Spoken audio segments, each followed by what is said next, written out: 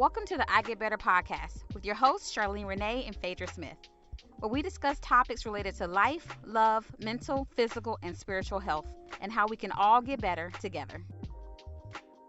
Welcome back to the I Get Better podcast. This is your host, Phaedra Smith. And I'm Charlene Renee. Today's topic of the day is going to be I Get Better When I Love. All right. Yeah, let's jump right in. So we're going to be talking about love today. It's a big topic. I think that this is going to be a really good conversation. We're going to be talking about what it means to love and defining it in such a way that we can actually have some tangible, practical ways to get better at loving others and loving ourselves. Because that's a big key as well. I agree. So let's talk about our definition. So the dictionary, Webster's definition is love is a noun. And so it describes it as an intense feeling of deep affection, a deep romantic or sexual attachment with someone, affectionate feelings conveying to someone on one's behalf. And so there's different ways to represent love. So I wanted to read a quote, and I'm probably going to refer to this book. It's called The Gifts of Imperfection by Brené Brown. She is amazing. If you've never heard of her, look up her TED Talks. You can find her on YouTube, but she has some really, really good books. And so one of the ones I'm reading right now is The Gifts of Imperfection. And a part of the book, she talks about love and practicing love. And so there's a quote in her book by Bell Hooks. And it says, to begin by always thinking of love as an action rather than a feeling is one way in which anyone using the word in this manner automatically assumes accountability and responsibility. And I think that quote is super powerful because a lot of us like to convey love as a feeling, but not necessarily an action. And so for me, I kind of think that I would much rather have love in the form of an action than a feeling, because feelings are fickle and they change from day to day. Mm-hmm. So, I mean, what do you think about that, Charlene? Yeah, I definitely agree. Anytime I'm talking with anybody about love, I definitely see it more as an action or a verb rather than a noun. I think it can be used as both in conversation, but when you're talking about actually loving someone, that's doing something. It's not just a verb not just a noun or a description. It is a verb and action word of how do you show love? How do you know that you love somebody? Well, you're doing something to show it. You're not just saying it with your words. So I definitely think that's powerful because you need to get a working definition in order. If you're going to use it and you're going to say that you love someone or you're going to want to receive love from someone, you need to have a good definition of what that looks like. I think so. One of the reasons on my behalf why I feel like this topic is so important is because, like you said, if we don't really have a definition of it and we don't know what it means, then how can I ever be held accountable or hold myself responsible for loving in the right way? So getting better at love is a thing that we need to do for ourselves and then for others. So one of the things in the book that she talks about is the fact that it says love can only survive injuries if they are acknowledged, healed, and are rare. And the other little part that I meant to say is that I think that love is something that you have to work at, and it really does have to start with yourself. So we are only capable of loving others as much as we love ourselves. So I think it kind of starts at home within yourself. What do you think about that idea of we're only capable of loving others as much as we love ourselves? I think to some extent it's true. I've seen people who I feel like don't love themselves as much as they should, and they are able to love other people more than they love themselves, or show love to people more than they love themselves, and put others first, which I think is somewhat a component of love. I always have seen it as like a sacrifice. So there are times where you may put someone above yourself in the name of love and in the act of love. And so it doesn't necessarily always mean you're not loving yourself, but you may just be showing love to someone to the benefit of them over yourself.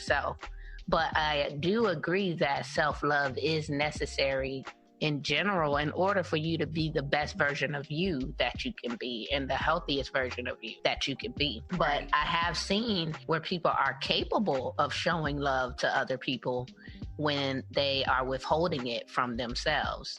I don't think that it's a good thing to do that, but I think it is possible if you are capable of just being that selfless of a person. Well, then let me ask you a question. Is that love, or is that them fulfilling another need?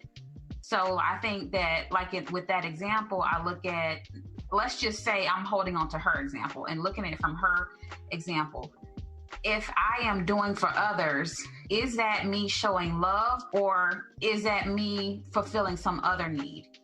So I think that that's something to be questioned also. Like, I think some of us feel like we are showing people love, but by sacrificing ourselves. But I don't know, sometimes it can be the fear of being alone. I'll lose these people as friends if I don't do these things, and so forth and so on. So I think sometimes it's good to examine things a little deeper, because it might not be that I'm showing love. It might be that I'm acting out of fear. It could be, but I think in that case, it's just really hard to tell, because you have to ask someone, do you love yourself? Only you would know if you love yourself. Like, you, and I couldn't look at you from the outside to know if you love yourself. I would have to get you to demonstrate that to me, either verbally or say, yes, I love myself, and this is how I show love to myself. And it still becomes an action at that point, because, unless you're doing something to purposely harm yourself, or physically or emotionally, then that would be the only thing that I could see it from the outside looking in to know if whether or not you're showing love to yourself at the or above and beyond what you would show to someone else. But I do agree that you have to fill yourself with something before you can pour it out to other people. So I think it's really just a balance. It's really about balance, because I think a big portion of love is putting others first and showing them kindness and showing them compassion and showing them something that is tangible and visible. And there are times where you may put your own personal feelings to the side in order to show love to someone. I think that's a big part of what makes love is that sacrifice. Right. And as long as it's not harming you,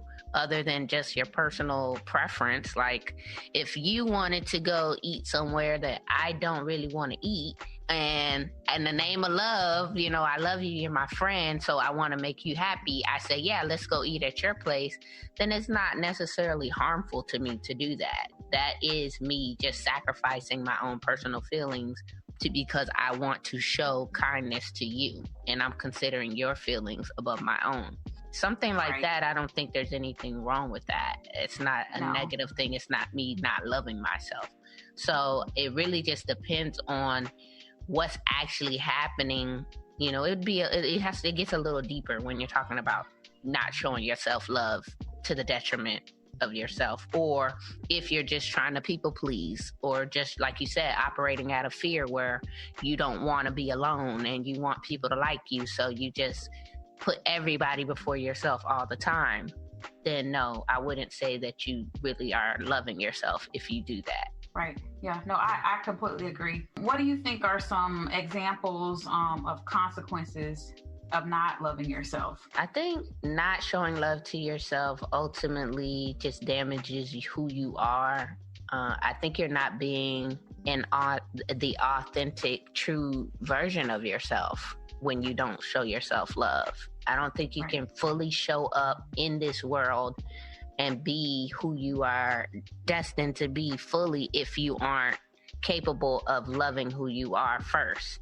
So it could be an internal torment. It could be an internal struggle. Again, it's not something you can really see visibly if someone doesn't love themselves, unless they are maybe putting themselves down and talking about themselves and saying, oh, I hate this, or I hate how I look, or I just hate this about myself, or I can't do anything right, or I'm such a loser.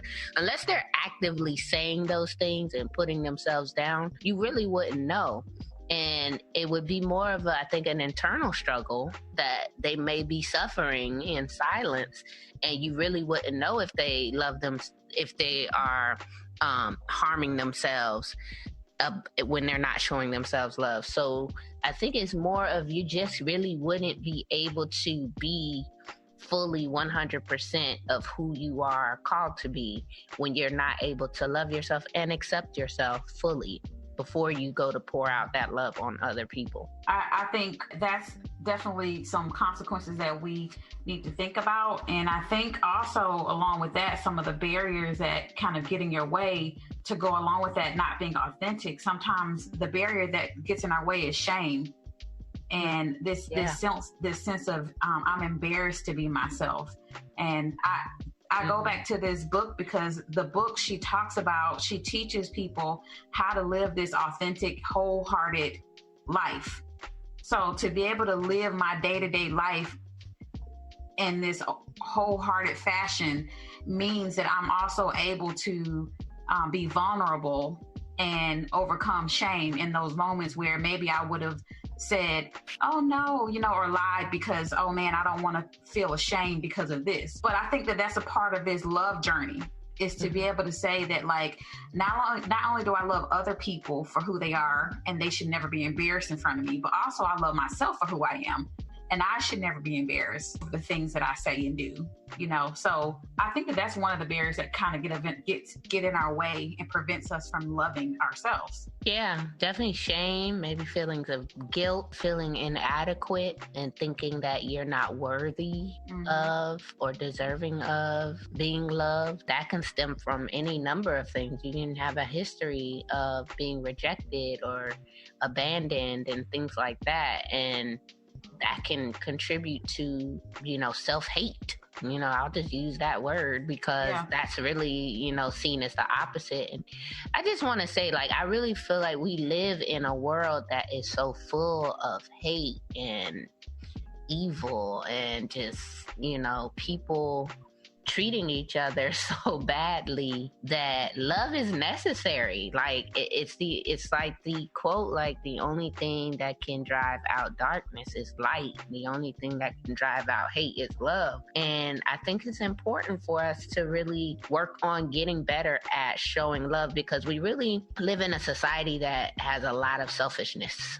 going on right now. And it's important to tap into what can make us better individually and as a whole. I think it's not just about us, but building a better community involves us being able to actively show love to one another and have some practical ways that we can do that. Starting now, it's a new year, and being able to increase our love for ourselves will always carry over into increasing our love for other people. I completely agree with that. I think, in talking about self-love, but that's very true. In talking about love for other people is extending that grace to other people for maybe ignorances or consequences and barriers. Some of those can be our families and the consequences of not extending love or perpetuating, the family history of being ignorant or being racist or being biased. The consequences can be dire because it can affect us having the career we want or meeting the friends we need. It can affect us in so many ways. So, well, you may carry some bitterness, you may carry on some unforgiveness, resentment, all these feelings that are direct contradictions, really, to love. It's really difficult for you to forgive people if you don't love them. It's really difficult for you to let go of bitterness and resentment or bias or anything, negative thoughts that you have towards someone without counteracting that by showing them love. You may not be best friends with everybody, but you can always be kind. You can always be respectful. You can always be generous. You can always do certain things to show love to others. And I really, really believe what you sow is what you reap, and what you give out is what comes back to you and you giving out love to other people, it really makes you feel a certain type of way. Like it biologically even impacts you and affects you and releases hormones into your body, like, you know, oxytocin and serotonin and all these things that really are good for you, you know, that can combat depression, that can combat anxiety and all these other things. There's more to it than just being a nice person.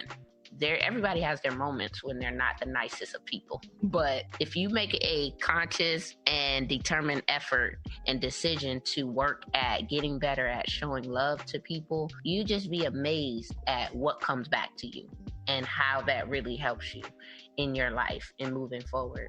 So I really want us to make a commitment to work at getting better at showing love. And there's certain things we can do. So I definitely want us to get into talking about what are some practical ways to get better at showing love in action and what it means to do that. Well, I think number one, we have to make sure that we have an accurate and I guess positive definition of what love is. And I think it's important to do that, and not just to state a definition, but to look within to say, you know, what have I always defined love as? Because sometimes we live by definitions that aren't accurate. And so we think we're showing love to people, but really it might be what we grew up with, and what we grew up with isn't always the most healthy definitions of things. So True. Because some people were raised like, you know, in a family where people show love by, you know, doing one thing, and then they grow up and then they try to do that in their family or with the new relationship or with friends, and it's not accepted. Correct. And it's not seen as that. So you're right. Everyone has their own definition. Ultimately, I think we both agree it's an action, but there could be 1,000 different actions, you know, that people can say, well, this is love, or this is how I show love, and this is what I think is love. Well, if you don't tell me you love me, I don't think you love me. Someone else says, well, if you don't do this, this, and this, then I don't think you love me. So it could be different for different people. You know, you have the 5 love languages, of course. A lot of people are familiar with that. I think it's a really good book, and it's a good start because it just explains the concept of people having different love languages. I think there are probably more than 5, but I think that's a good place to start in just getting the understanding of the concept of what love means to you may not be what it means to another person. And so we can only speak from you and I, Phaedra, our definition of love. Like, how would I like to be loved? I can very clearly explain that. But right. It may look different for you and then the person who you may be interacting with, because we're not just talking about romantic relationships, but any other person that you're relating to or interacting with may have a totally different definition. And so it doesn't hurt to ask, you know, if you really want to get better at loving people, is, you know, well, what does love mean to you? How could I show love to you? There's nothing wrong with that. It helps you totally agree. And it helps you be able to actually fulfill that task of loving others. Or it helps you to be able to see, well, I probably will never be able to make this person feel loved. So that too, you may not, and it may not be like you're gonna treat them poorly, but you may not be capable of fulfilling that for them. Yeah, and it's okay. Even if you can't do those things, you can still be kind and respectful. At the end of the day, that's like what I tell my kids: you don't have to like everybody. You don't have to be friends, but at the end of the day, you can be kind and respectful. At the bare minimum, you can be kind and respectful, if nothing else.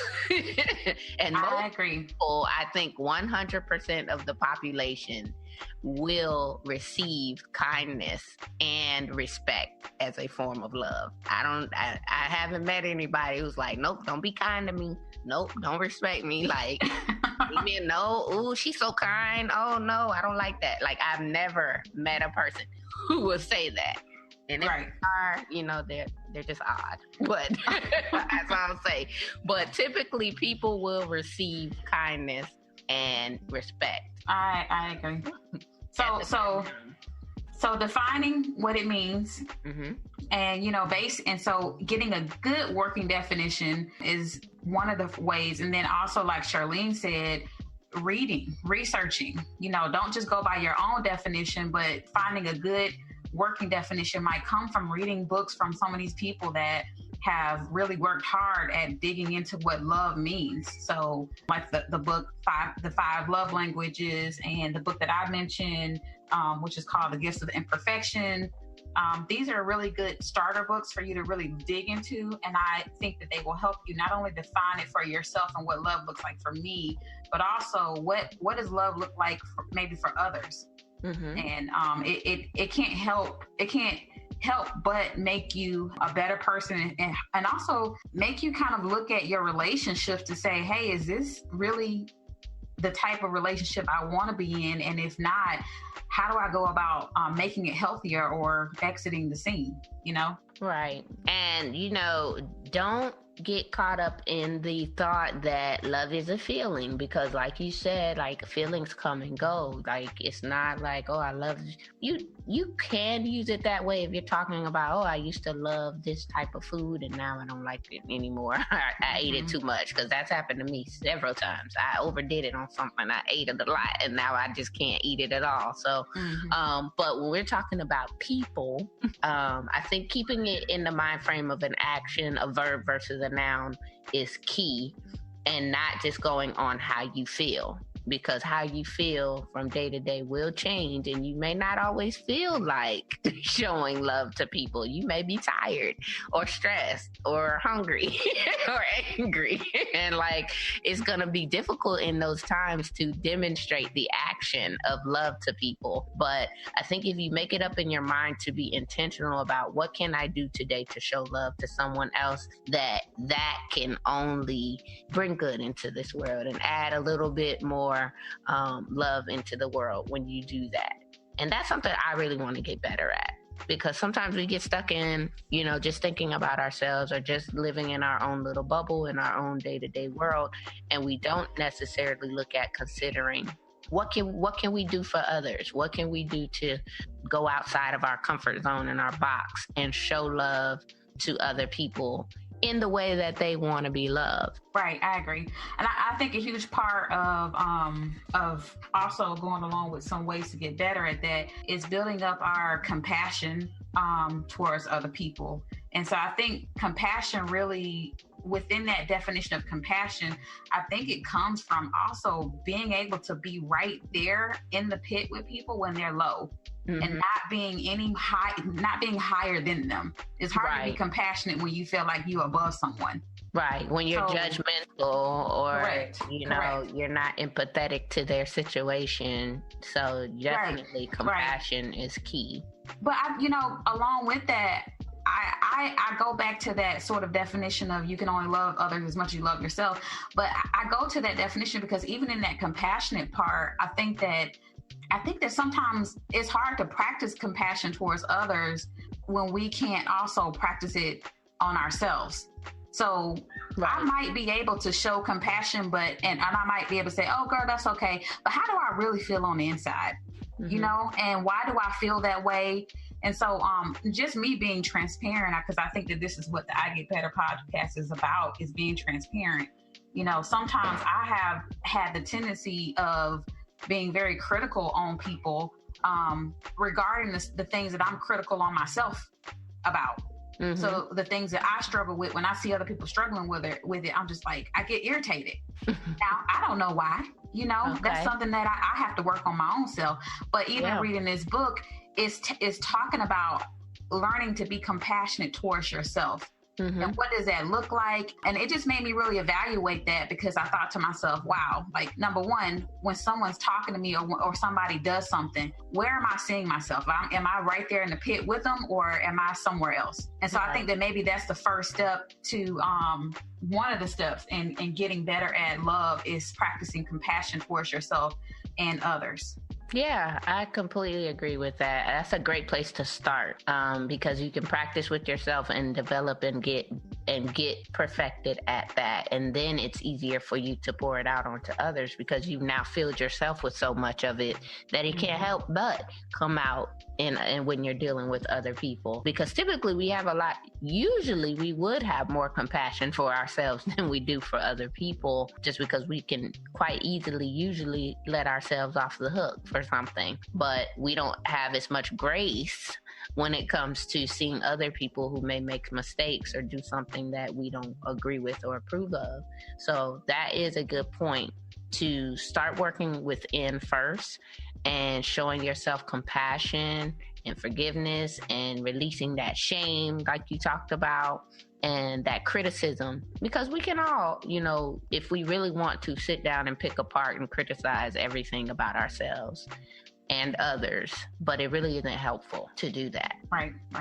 So yeah, I think this has been really good. I think we can always come back for more as we talk about love, getting a little bit deeper into the romantic side of love, and where we may see people in counseling in romantic relationships, and we talk about them showing love to each other, but we didn't want to focus on that today. We're going to focus more so on, like you said, loving yourself and loving others, and getting a good working definition of love first before you go out there and try to spew it out on people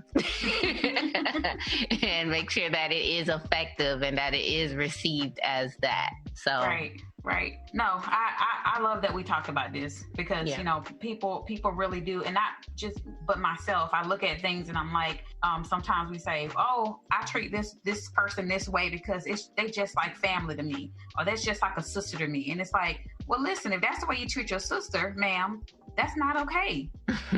So I think it is really good to sit down and evaluate it, because how many times in life do we really do that? We don't really sit down and evaluate, what does it mean to love somebody? Like, what does that look like? How am I treating people? Like, am I really out there showing love to people, or do I think that I'm doing a better job than I actually am? Correct. So, and just to say, you can love someone and not like them. So true. Which is why I really truly believe that love really is an action, because even the action of loving someone that you don't like could simply look like respect. Mm-hmm. And it's a choice. It's an action and it's a choice. You Correct. choose intentionally to love people at times. Some people are easier to love than others. Some people are very easy to love. Some people are difficult to love. So that's when it becomes a choice and a decision that you make. Like, no matter how they act, I'm still going to demonstrate love towards them, because this is for me, it's not for them. This is something I want to do, regardless of how they may act or treat me. So remembering those good endorphins and hormones that are being released, and how good it is for your health. Maybe that's the only thing that keeps you going that particular day, is realizing that love is a drug, and it's free. It is free. It ain't gonna hurt you, right? So get some of that. Well, this has been good.